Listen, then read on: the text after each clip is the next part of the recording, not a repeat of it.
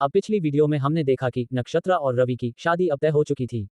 वहीं अब दूसरी ओर गंधर्व राजा ये सब देखकर बहुत ही गुस्सा हो जाते हैं और वो अपने बेटी को वापस लाने गरुड़ा को भेजता है और उसके साथ एक जादुई लॉकेट देता है और ये गले में डालते ही वो अपनी मर्जी से भूलोक से वापस अपने घर लौट आएगी, क्योंकि वो सिर्फ अपने मर्जी से ही घर वापस आ सकती थी। फिर वो एक तांत्रिक का रूप लेके पृथ्वी लोक आता है। पर ये कहानी इतनी आसान कहाँ थी। इस दिव्य मूर्ति यानी नक्षत्रा के पीछे कई लोग पड़े थे। एक तांत्रिक जो इस शक्ति को अपने मंत्रों से नियंत्रित करना चाहता था, एक डॉन जो इसे करोड़ों में बेचना चाहता था, और एक नेता जो इसे अपनी सत्ता को और मजबूत करने के लिए पाना चाहता था।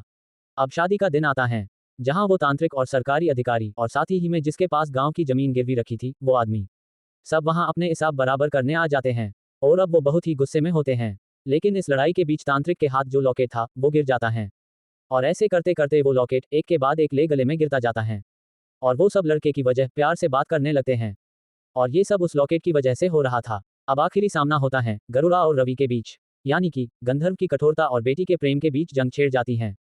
अब जैसे ही गरुड़ा नक्षत्रा के गले में वो लॉकेट पहना के वहां से ले जाने लगता है, तभी वहां रवि आ जाता है। लेकिन अब नक्षत्रा उसे पहचान नहीं रही थी और ये सब उस लॉकेट की वजह से हो रहा था। लेकिन उसके बावजूद भी जब गरुड़ा उसे मारता है तो नक्षत्रा के आंखों में आंसू आते हैं। अब रवि बहुत ही घायल हो चुका था। इसी का फायदा उठाकर गरुड़ा नक्षत्रा को ले जाने लगता है। तभी रवि का ध्यान तांत्रिक ने उसके गले में पहनाए हुए लॉकेट की तरफ जाता है और वो भागते हुए नक्षत्रा के पास जाकर वो लॉकेट निकाल लेता है और अब नक्षत्रा को सब याद आ जाता है। फिर वो गरुड़ा को वहां से वापस जाने का आदेश देती है। वो उसे कहती है कि मैं यहीं पर रहूंगी और इसी के साथ शादी करूंगी। उसकी बातें सुनकर गरुड़ा भी हार मान जाता है और उसके बाद वो दोनों को आशीर्वाद देकर वहां से चला जाता है।